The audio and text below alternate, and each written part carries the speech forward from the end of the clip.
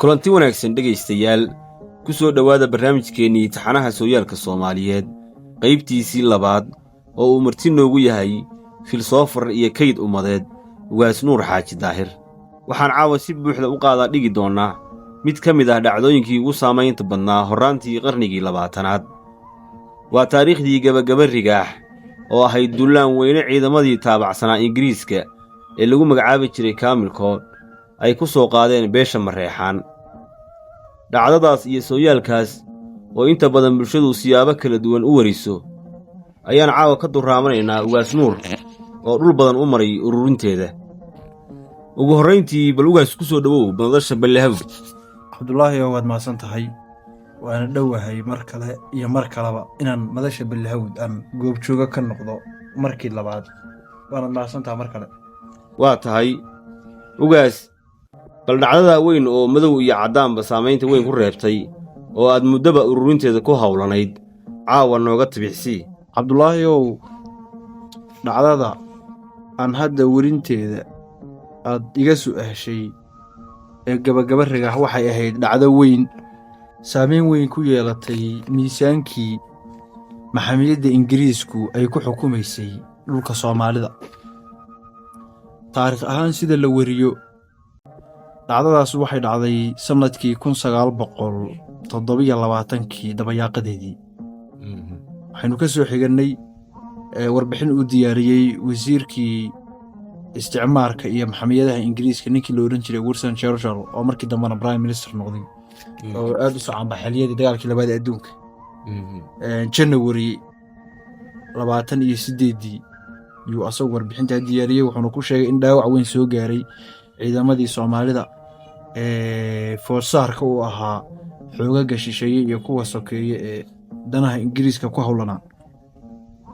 arrinta taariikhdeeda markaan weerinayno taariikhdu inta badan waa dhacday oo bulshada dhexdeeda saameyn ku yeelatay khalad iyo sax wixii ka dhashayna dadka xilliyada dambe maqlay waxba kama bedeli karaan werinteeda unbay waajib iyo xaq iska saari karaan.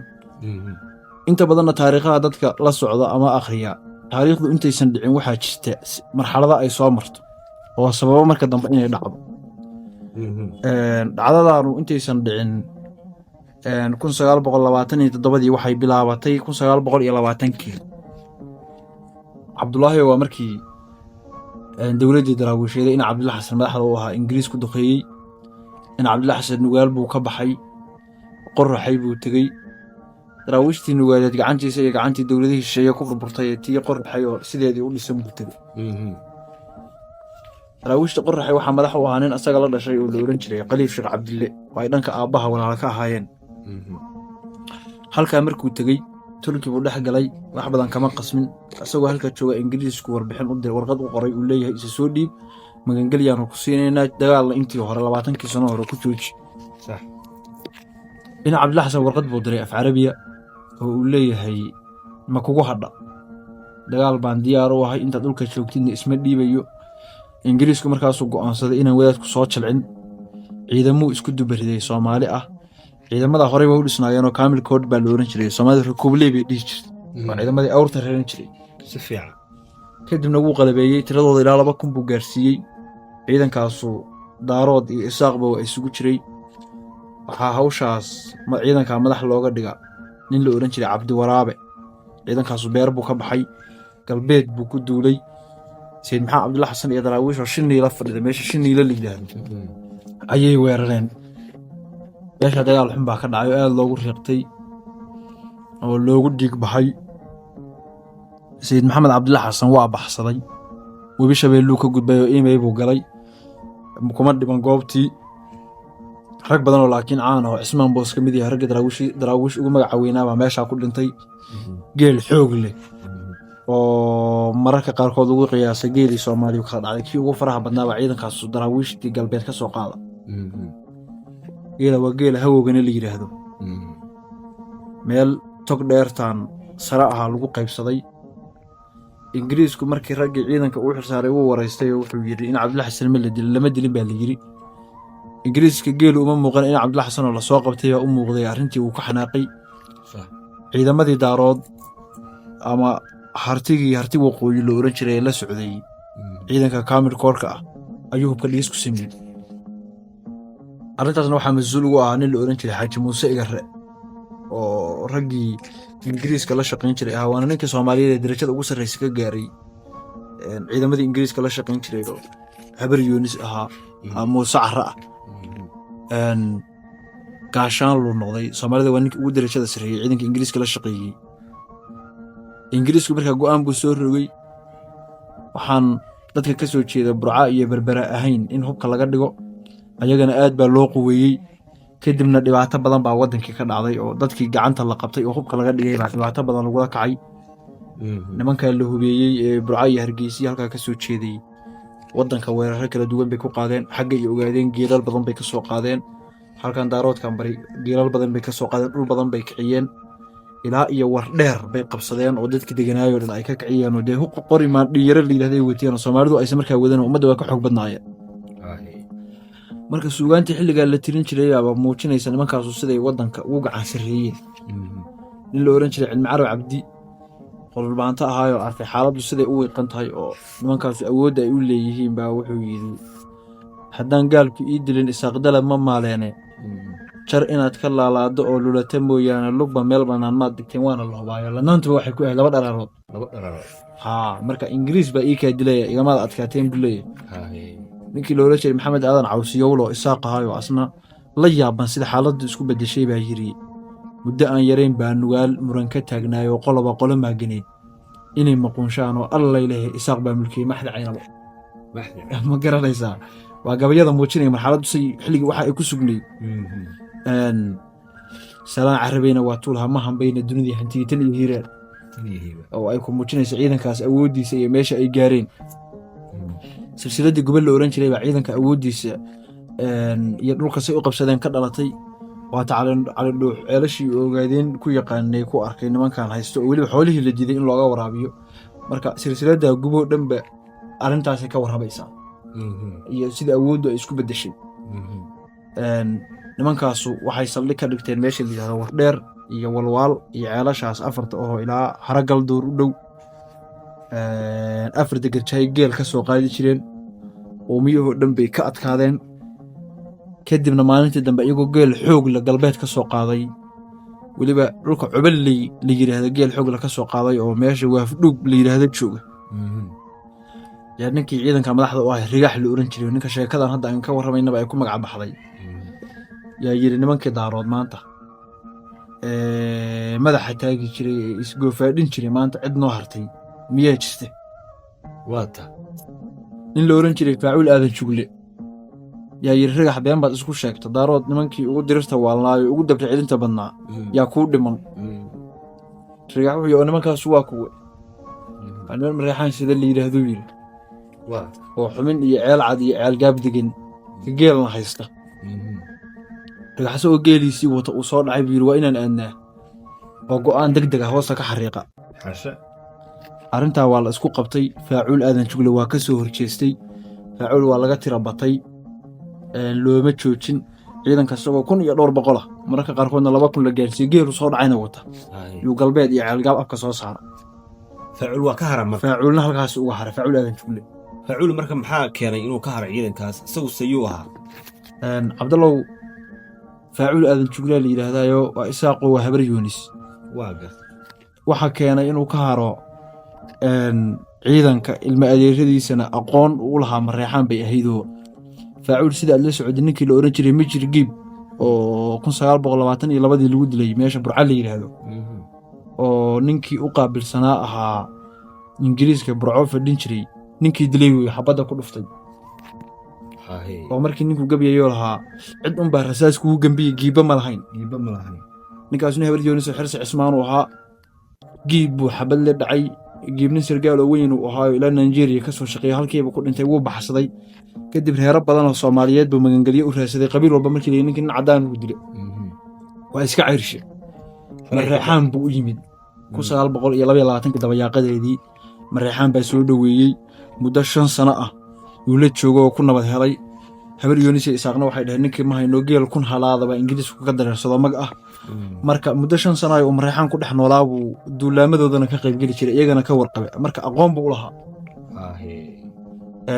marka faacul halkaas ugu haray ciidankaasu meesha ceelgaab la yidhaahdo iyo ku soo duuleen waxay saldhig ka dhigteen balliga leeyahay ribadle meesha degmada balamba la yidhaahdo aniguba aan ku dhasho ka imid iyo dhanka galbeed 40 bayl uga beegan yahay waa balli weyn halkaasay geeloodu ku xaraysteen laba sheekaa la wariyaayo waxaa la yidhahdaa ciidanku marna mareexaan bay weerareen oo geel bay ka soo qaadeen oo geelii ay wateen iyo miday mareexaan ka soo qaadeen bay meesha ku xaraysteen marna iyagoo meesha degan baa mareexaanku inta ka war helay yuu weerara laakiin alcamu meesha dirir baa ka dhacday intayna dagaalkii gaarin qolada mareexaanka la yidhaahdo ayagu markaas hubka ay haystaan iyo awooddooda iyo raggii hogaaminahayay bal iyana nooga warbixi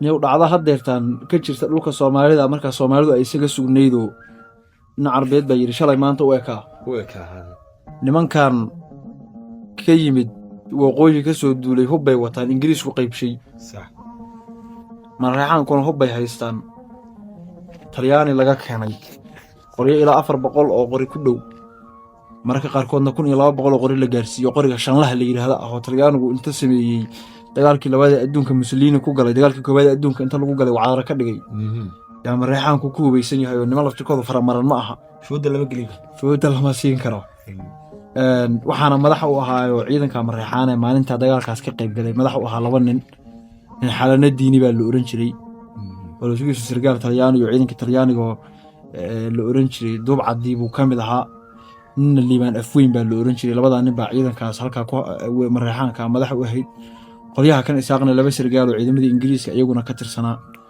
oo nin rigax la oran jiray oo sheekaduba ay qusayso habri Yunis iyo nin Khalid dheere la yiraahdo labada nin yaa ku jirtay oo wadatay oo labada nin baa hogaaminaysay rag badan oo magac leh oo sida Huuban Nuur oo kale oo isaaqana meesha waa marayeen oo rag caan ahaa marka labada awoodahoodu sidaasay kala ahaayeen waa garo marka adigu meesha la yiraahdo ribadla la isku helay gadaalkiina gabagaba rigax dib kala baxday meesha dagaal qaraar baa ka dhacay nimankii soo duulay ee halka iyo daad mareer iyo ka yimid ood weyne waa laga itaalroonaaday geelay wateen halkaas lagu la haray geel ilaa 60 kadin ah yaa maanta laga reebta si fiican iyagana sida taariikhda la wariyo oo ama Soomaali laga wariyo ama ajnabi laga wariyo ama tii hadda Wilson Churchill qoraalkii uu qoray oo kale markaad fiirisid wax yar baa ciidankaas ka fiigay labadii sargaal oo hogaaminaysay rigax iyo Khalidna halkaas ay ku dhinteen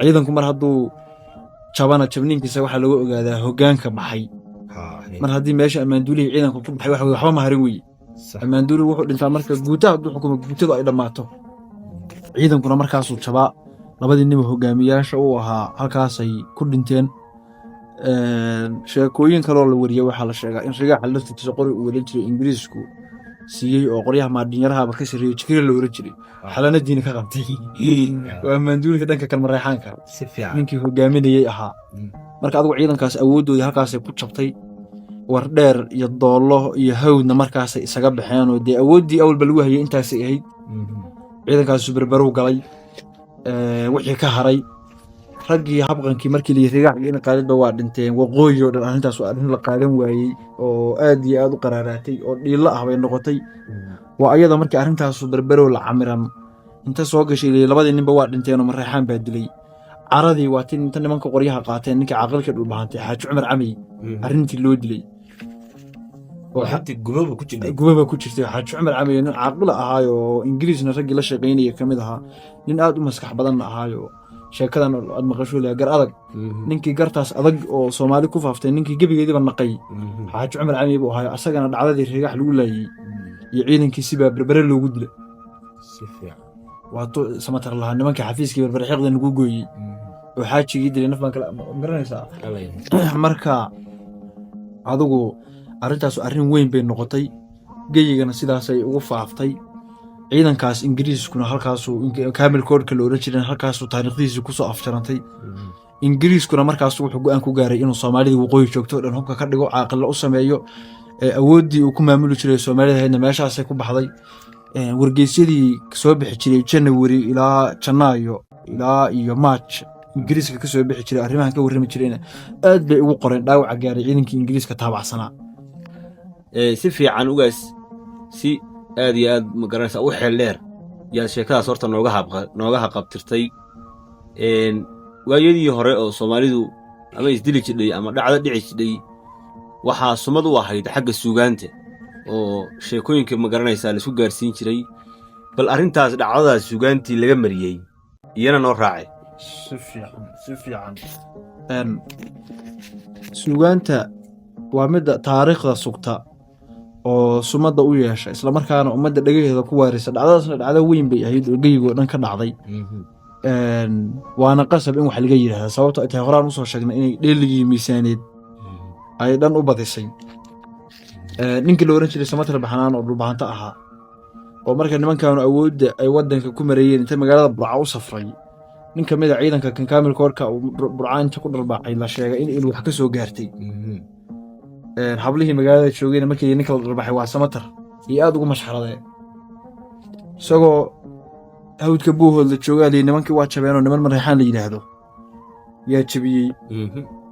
oo weliba farxaddu iskuma jirteen ninkii ku dharbaaxay oo isha kaa riday raggii meesha ku dhintay buu ka mid ahaa yuu ku jira gabayuu mariyo ninkaasu.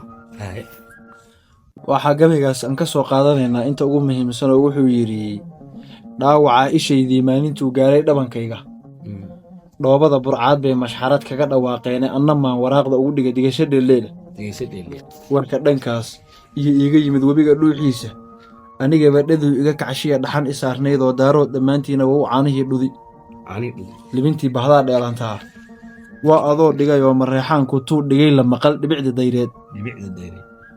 Mareexaanku tuu dhigay la maqal dhibicdii dayreede goortay rigaax iyo dhigeen dhowr kaloo weheshe isma dhiganine waatay baqadii ribad la dhaafsheen oo dhab u toogtay in Khaalidkii dhabarka weynaa dhab u toogtay in Khaalidkii dhabarka weynaayo raggii dabada ku dhiibi jiray dhamac la leefsiiyay dhooraha sargaalka u oy dhimayay ii dooro. waa gabay digasho oo intaan anigu suugaanta ku dhex jiray waa gabay digasho oo garanaysa anki cayna ay ku jirto ingiriiskii buu leeyahay niman aan shaxmo wada samayn jirteen baa meesha ku baaba'ay. niman u cilqabay weeyo waxa ku tusaysa heerka uu nimanka ka gaaray. kaasi waa Samatar Baxnaan. nin la oran jiray Faarax Nuur oo caan ahaa suugaanta Soomaalidana aad dhexdeeda caan uga ahaayo isaaqaayo nimanka isaaq galbeeda oo Arab buu ahaa ninkaas.